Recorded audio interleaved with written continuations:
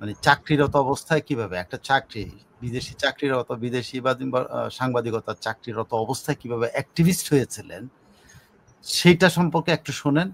ইথিক্সের জ্ঞান দেওয়া সাংবাদিক, ঠিক আছে, এবং সে সাংবাদিক কিন্তু সাকিবকে ইথিক্স শেখাচ্ছেন। সাকিব তিনি কিন্তু বিশাল একটা পদ বাগায় নিছেন। আপনি বলছিলেন যে একজন বলছিলেন, আমি তার ইয়েটা বের করলাম, সে বলছেন, উনি বলছেন একজন বিখ্যাত ব্যক্তি, তিনি এই সরকার পতনের সুবাদে তিনি অনেক বড় পদে এখন জয়েন করে চাকরি করছেন এবং বিশাল বিশাল মন্তব্য করছেন। আপনি যার মন্তব্যের কথা বলছেন, আমি লাস্ট মন্তব্যটা পড়ছিলাম, is joining BAL not a mistake but betrayal. তার ভুল পদক্ষেপ না, একটা বিট্রিয়াল উনি বিশ্বাসঘাতকতা। হ্যাঁ, আমি তারপর বলছেন to create wealth by illegal means. Okay, এরকম কতগুলি মন্তব্য উনি করেছেন, আমি মাত্র দেখলাম। তো ওনারই পাতায় যদি আপনি, যেহেতু আপনি ওনার কথা, আমি ওনার নাম উল্লেখ না করেই বলছি, আমি নাম উল্লেখ করে নাকি, নাম উল্লেখ করেছি ওনার সম্পর্কে। ওনার একদিনের ঘটনা যে উনি মানে চাকরিরত অবস্থায় কিভাবে একটা চাকরি, বিদেশি চাকরিরত, বিদেশি বা সাংবাদিকতার চাকরিরত অবস্থায় কিভাবে অ্যাক্টিভিস্ট হয়েছিলেন সেটা সম্পর্কে একটু শোনেন। যে একজন চাকরি করে অ্যাক্টিভিস্ট হয়ে সরকার পতনের সাথে ইনভলভ থেকে উনি বলেন যে উনি আমাদেরকে শিক্ষা দেন যে কিভাবে নীতি নৈতিকতা উনি যে হারিয়েছেন। আমি জাস্ট একটু, আপনার হয়তো সময় লাগবে 3-4 মিনিট লাগবে, তার সম্পর্কে একটু লিখেছে, সেটা আপনি শোনেন। আমি নাম বলবো না। ফোন কেটে দিয়ে ফোন দিলেন সিঙ্গাপুরে। এশিয়া বিভাগের প্রধানকে জানানো হলো। এশিয়া বিভাগের প্রধান বললেন, এই খবরের সোর্স কি?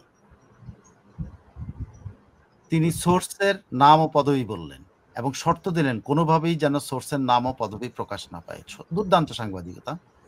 খবর শোনার পর থেকে সারা শরীর কাঁপছে তার, ঠিক আছে। তিনি আবার ফোন করলেন তার সোর্সকে, ভাই এই খবর দিয়ে আমি বিপদে পড়ুম না তো?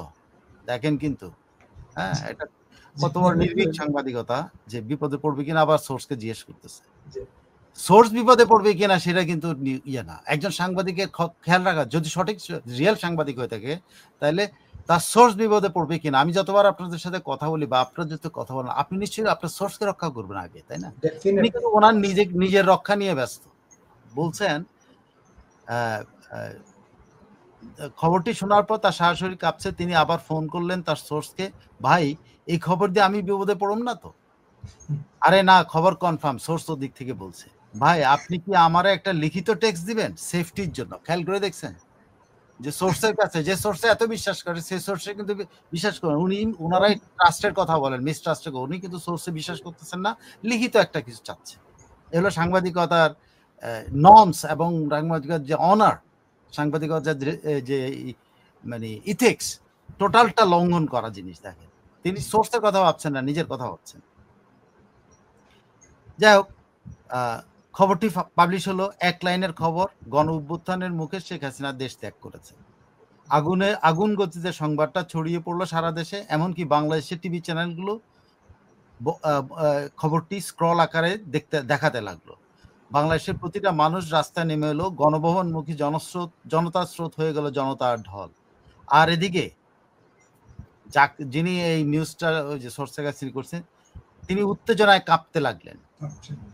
তার সোর্স যদি ভুল খবর দেয়, যদি ইচ্ছাকৃতভাবে তাকে মিসলিড করে, তাহলে কেরিয়ার তো শেষ। দেখেন, কিন্তু উনি কিন্তু জনগণের কথা ভাবেন নাই, কিন্তু উনি তার কেরিয়ার নিয়ে ভাবছেন। খেয়াল করে দেখেন, মানুষ কত স্বার্থপর এবং অন্যদের সম্পর্কে মন্তব্য করতে কত সহজ, নিজের সম্পর্কে কি, তাহলে তো কেরিয়ার শেষ। আর কি শেষ সেটা ভাবার চেষ্টা করলেন।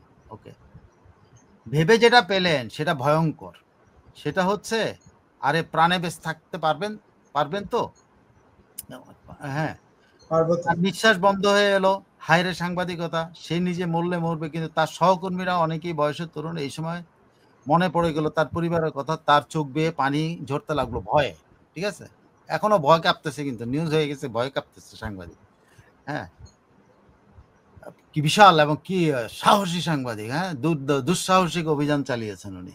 আচ্ছা, ওকে, তার চোখে পানি বেয়ে পড়তে হলো। জুলাই মাস, বাতাসে ভেসে বেড়াচ্ছে লু হাওয়া। এরই মধ্যে গোটা শরীর ঠান্ডা হয়ে গেছে। হঠাৎ করে তার শ্বাসকষ্ট শুরু হলো, সাথে বুকের ভেতর চাপ চাপ ব্যথা। ঠিক ৮ ঘন্টা পর খবর এলো, খবরটি শুনে বুকের কাঁপুনি কমল।